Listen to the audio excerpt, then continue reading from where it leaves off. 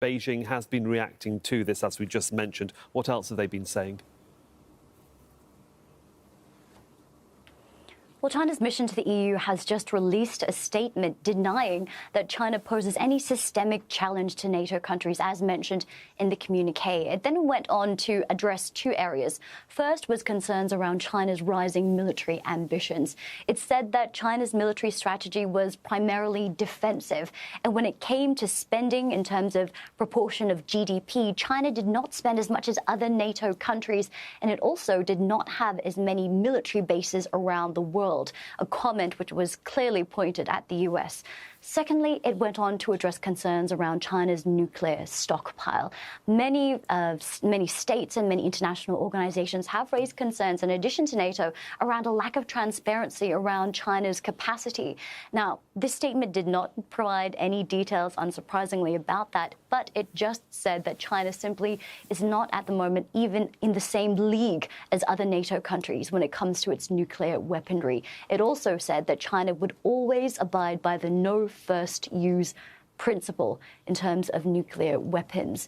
Now, Beijing is under enormous pressure. This is the first time that both the NATO and the G7 summits have portrayed China in such a confrontational manner. Earlier on the weekend, just after the G7 meeting, China's embassy in London released a statement, fighting words, saying that, well, long gone are the days when a small number of countries dictates the decisions of the world. And Chinese state media here have been trying to downplay the communiques of both summits, saying that this sense of unity portrayed is really just a facade, that in reality, these countries do not share the same approach to China as the US. They're mainly paying lip service to Joe Biden, because many do value their trade relationship with China. And at the same time, we've seen Beijing in the background cozying up and strengthening its own alliances with Russia, for example, as well as its relationships in the Asian region.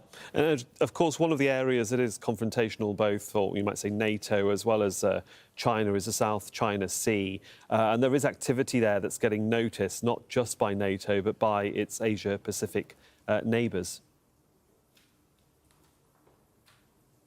That's right. In recent years, China has really been increasing its activity in the South China Sea, not only increasing its exercises, but also building up artificial islands.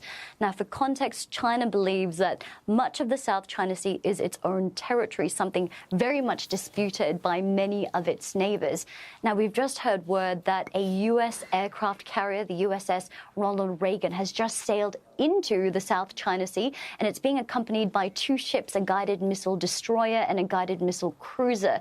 Now, this is really going to send a message to China that it cannot just continue to do what it wants in these waters, and that the U.S. will continue to maintain a strong presence in that region.